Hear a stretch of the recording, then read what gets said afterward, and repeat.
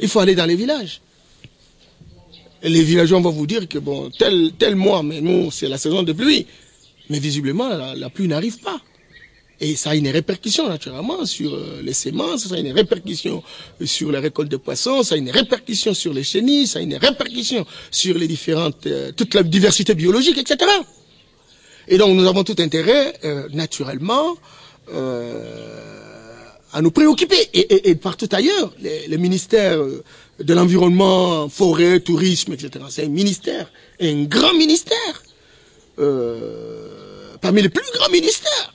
Parce que ça régorge la vie des citoyens, etc. Et ça permet naturellement au pays d'avancer. Et cela nécessite que, bon, que ce ne soit pas seulement l'affaire de l'État. Il faut que l'État sache comment mobiliser l'ensemble des citoyens, que ce soit les partis politiques, les scientifiques, les organisations non gouvernementales, les différents services de l'État intéressés, pour qu'ensemble, la population paysanne, etc. Et ça, il faudrait quand même qu'on y mette des moyens. On parle de moins en moins. Vous savez, j'ai un problème dans notre pays, en fait. Vous voyez, même quand on fait les élections, etc., on n'attend même pas de propositions. Quelqu'un va vous dire, j'ai des 100 propositions. Mais, on ne sait même pas ces propositions-là. Lui-même ne sait pas très concrètement quelles sont ces propositions.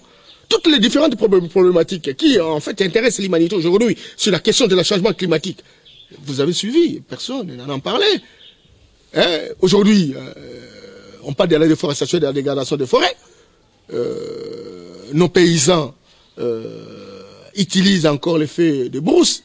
Nos paysans utilisent des techniques agricoles rudimentaires. On utilise également ce qu'on appelle l'exploitation artisanale des forêts. Tous ces éléments, il va falloir que le gouvernement de la République, au travers du ministère concerné, mette en place ce qu'on peut appeler un agenda stratégique qui donne la possibilité, n'est-ce pas, aux uns et aux autres de trouver leur compte au travers d'une répartition des rôles.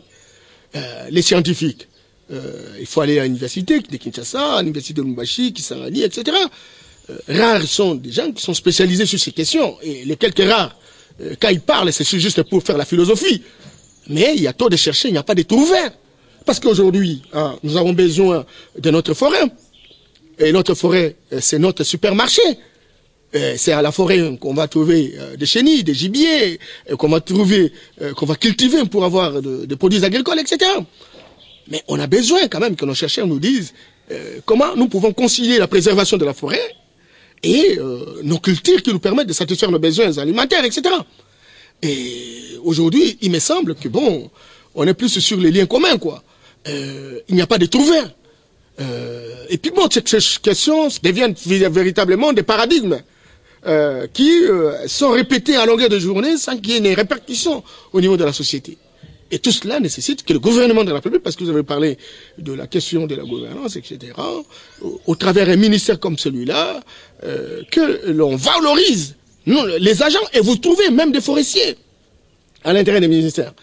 Et vous savez que le gouvernement de l'époque, pour un pays qui est le deuxième puits écologique, puits carbone après l'Amazonie, 47% de la forêt africaine, vous imaginez, avec une potentialité de 145 millions d'hectares de forêt, aurait pu avoir une politique assez cohérente.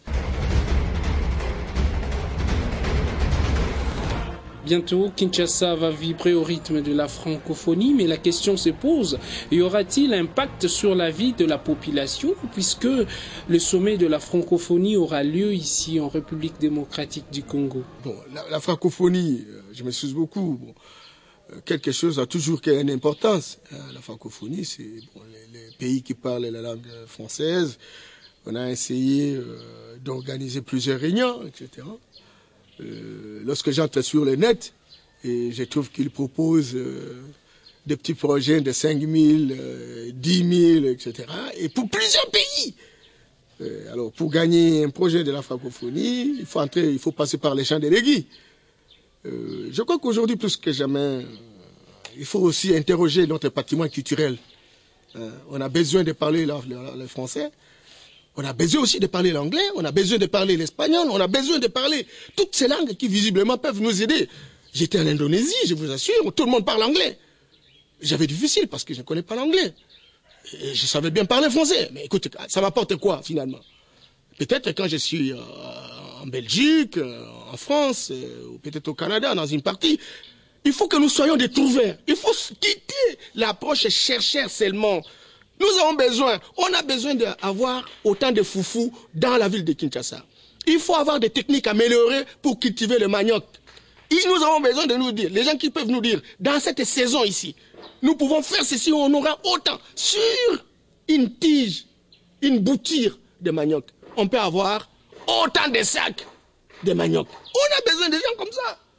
Mais quand vous dites, ah, celui-là, il est un spécialiste d'agronomie. Mais il est toujours au bureau en train de vivoter, etc.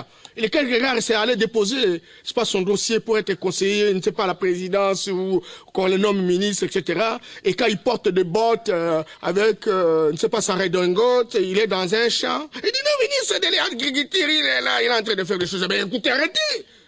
Le ministre, c'est pas seulement pour aller mesurer, aller essayer les tracteurs. Les tracteurs dans quel environnement? Avec quelle population? Qui va réparer? Qui va donner le carburant et le lubrifiant? C'est manquer d'intelligence qui est de porter de tels peu.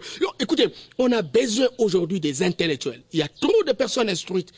Et le gouvernement de la République, au travers les différents services, les institutions de la République, au travers la télévision, le média public, etc., au travers une politique qui généralise, etc., doit aider à la définition des profils des personnes. Et cette définition va aider à faire avancer le pays.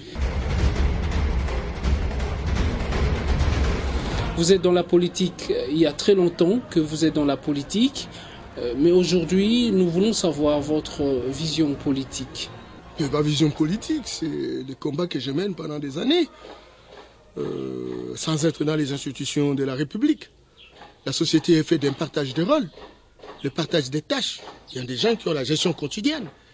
Il faut qu'ils continuent et ces gens sont recrutés parmi les gens qui ont gagné les élections, qui visiblement doivent conformer un gouvernement. Je ne suis pas de ceux-là. Et donc, nous allons toujours continuer à dire que bon, c'est notre plantation à nous tous. Et que nous avons aussi un droit de regard par rapport à ce qu'ils doivent faire. Et je crois que le moment est venu pour que notre génération s'affirme. Parce que c'est de la honte que de continuer dans l'immoralité, dans l'irresponsabilité. Et notre vision politique va continuer dans cette perspective. Pour redorer le blason,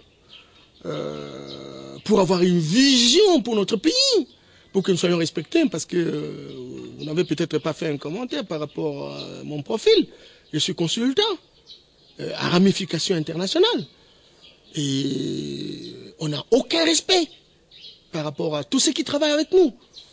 On n'a aucun respect simplement parce qu'on est Congolais. Et on est Congolais parce que nous ne savons pas sauvegarder certaines apparences. Nous faisons des choses que les autres nous considèrent comme nous sommes à l'état d'animalité zéro. Et au point où nous nous disons finalement, qui sommes-nous?